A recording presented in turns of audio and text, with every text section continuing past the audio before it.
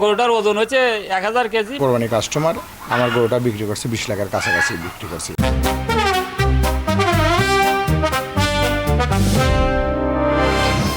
Brahma cross জাতের গরুটির ওজন 1000 কেজির ওপরে।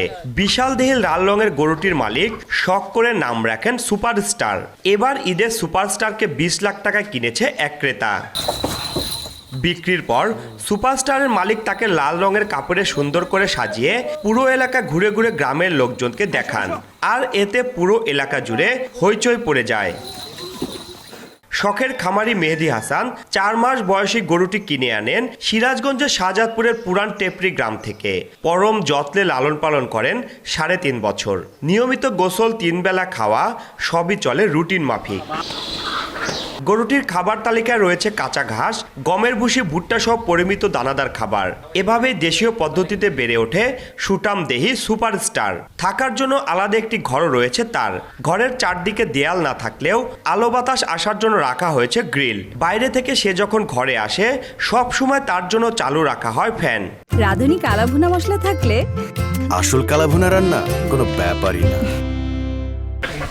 অনেক আগে থেকে গরুটি কিনতে বিভিন্ন জায়গা থেকে ক্রেতারা আসতো খামারে।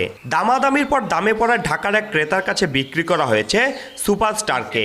এটি জেলার মধ্যে সবচেয়ে বড় গরু বলে দাবি করেন সুপারস্টারের মালিক মেহেদি হাসান। 4 মাসে একটা বাচ্চা কিনে এনে পালছি। আমার গরু টোটাল 3.5 বছর বয়স আমার কাছে।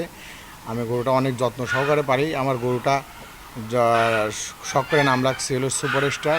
আমার গরুটাকে বানানো হচ্ছে হলো একমাত্র ঘাস, পর্যাপ্ত পরিমাণ ঘাস খাওয়াই আমরা। আমাদের গ্রাম ঘাসের কোনো বিকল্প নাই, ঘাস, দানাদার বসি, এই তো আমার গরু খাওয়ানো। আমার গরুটা বিক্রি করছে 20 লাখের কাছাকাছি বিক্রি করছি আলহামদুলিল্লাহ। এত বছর যত্নে লালন পালন করা সুপারস্টার বিক্রি হয়ে যাওয়ায় শেষ স্মৃতি হিসেবে মালিক নিজে থেকে তার জন্য লাল কাপড়, গলায় মালা আর ঘন্টা কিনে ঘুরিয়ে দেখান এলাকাবাসীদের। নিয়মিত খাবার দেওয়া হয় 3 বার। ধরেন 7টার দিকে একবার, আবার 1টার সময় দেওয়া হয়, তারপর আবার রাত 8টায় 3 বার খাওয়ান দেওয়া হয়। আর যত্ন করে টাপান হয় সব কিছু। গরুটার ওজন হচ্ছে 1000 কেজি, মালিক এবার বেঁচে দিছে। বিক্রি হয়ে গেলেও সুপারস্টারকে এখনো মালিকের খামারে রাখা হয়েছে। ঈদের 2 দিন আগে তাকে ঢাকায় ক্রেতার কাছে পাঠানো হবে বলে জানিয়েছেন খামারি মেহেদি হাসান। রিঙ্কু কুণ্ডু, সময় সংবাদ, সিরাজগঞ্জ।